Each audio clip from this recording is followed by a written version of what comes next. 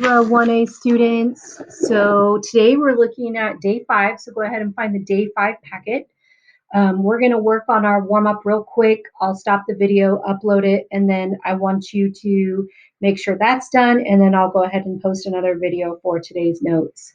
So day 5 warm up, I'm going to get you started. Then I want you to pause it and try to get some of this done on your own.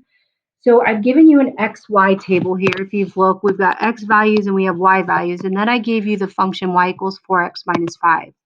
So the first thing we're going to do is just complete the table to satisfy the equation. Sometimes we're going to plug in for X and sometimes we're going to plug in for Y, depending on what they gave us in the chart or table. So for the first part, I'm going to plug in X equals 2. So I'm going to take my equation, Y equals 4X minus 5, and you're going to plug in X minus 2.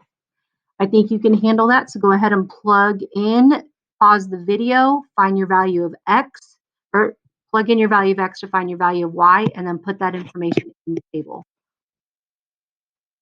So Y equals 4 times 2 minus 5 because they gave us X equals 2 over here to start. So Y equals 8 minus 5, and Y would be 3 in this case. I'm going to come over here to my chart, and when X is 2, Y is 3. The next one we're going to do is if X equals 3. I think, again, you can absolutely pause this and pretty please try this one on your own. Hit play when you're ready.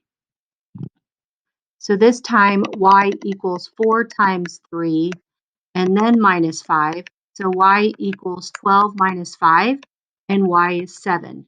So when X is 3, Y is 7. The last one is going to have us working backwards. We don't know what X is, but we know that the Y value is 7.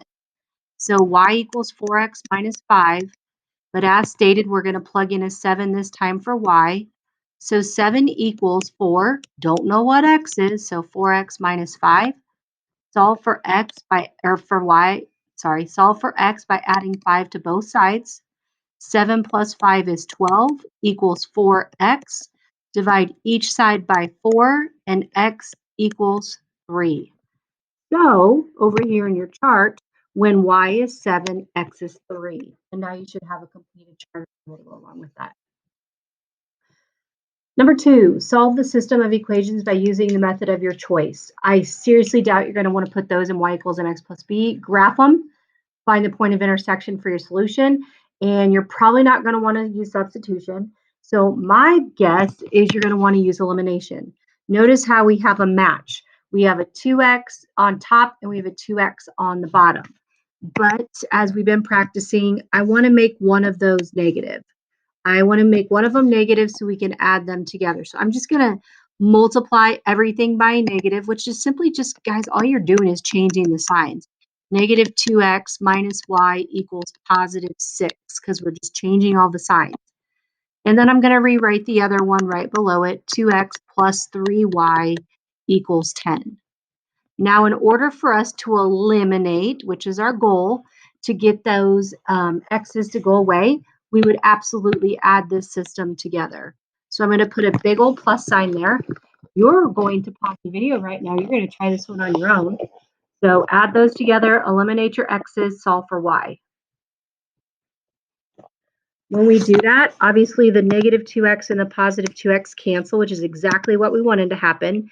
Negative 1, because that's a 1 in front of there, plus 3y is 2y, equals 6 plus 10 is 16. Now, obviously, divide each side by 2, and y equals 8. So we just found the first part of our ordered pair. In our x comma y, we know that y is 8. Now we can plug that back into any equation we want and figure out our y value.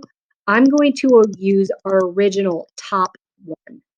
So I'm going to take 2x plus, instead of y though, I'm going to plug in 8, and that equals negative 6. Subtract 8 from both sides.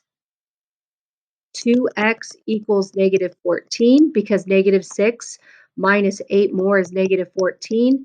Divide each side by 2 and x equals negative 7. So I'm going to put that over here in my ordered pair, and we now have our solution, negative 7, 8. On number 3. Number 3 is going to be a little bit trickier. They want us to put this equation in y equals mx plus b form. Right now, all I know is that I can find a slope from there, but no way do we know where the y-intercept is yet. So I'm going to go ahead and find 2 points on my graph. There's 2 of them. From left to right, our slope looks like it's going down 2 and then over 1. So our slope is -2. Now, you can absolutely extend that graph up, or if you don't want to do that, like you could keep going up and try to figure out where it's going to cross. You could also throw this into point slope. Remember, point slope is y minus y1 equals m times x minus x1. And for instance, I'm going to use this point right here because that one's super easy. That's 2, 2. So I'm going to plug that into my equation, y minus 2 equals slope of -2, and then x minus 2. Because our x1 is 2, our y1 is 2. Lots of 2's. So now keep going. All you have to do is rearrange this to y equals mx plus b. Y equals -2 times x is -2x, and -2 times -2 is +4. Almost there. Add 2 to both sides, and you end up with y equals a barking dog, and y equals -2x plus 4 plus 2 is 6. So there's our equation, y equals -2x plus 6. Our y-intercept, we know where to find that. That is 6. And if you think about it, if we were to extend our graph over here on the right, yeah, that looks to be like it would hit at 6. If you have questions on that one, pause the video, rewind it, look back over things, and let me know if you have any questions. The last one is a little bit trickier of a problem. I've got all this stuff going on right here, and then almost like I subtract 6 and equals 4 on this other side. Kind of chunk this one if you want to. The first thing I'm going to do is bring that 6 over here. It is completely in our way. So how do you move a 6 to the other side? You add it. So now we have 2 times the quantity x plus 5 divided by 3 equals 4 plus 6 is 10. I can't touch this yet because it's being multiplied by 2 and dividing by 3. So what we're going to do is we're going to get rid of that divide by 3 on the bottom first. How do you get rid of a divide by 3? You do the opposite of multiply. So we're going to multiply both sides by 3. 3 on top and 3 on bottom cancel. 2x plus 5 equals 10 times 3 is 30. And then what we're going to do is distribute. 2x plus 2 times 5 is 10 equals 30. I want you to pause the video. I'm pretty sure you guys can handle that one. I believe in you. So we're going to subtract 10 from both sides. When you subtract 10 from both sides, you have 10x equals 30 minus 10 is 20. Divide each side by 2, 10, and x equals 10 after all that hard work. I know that was a lot on that one, so I appreciate those of you that hung with me on that.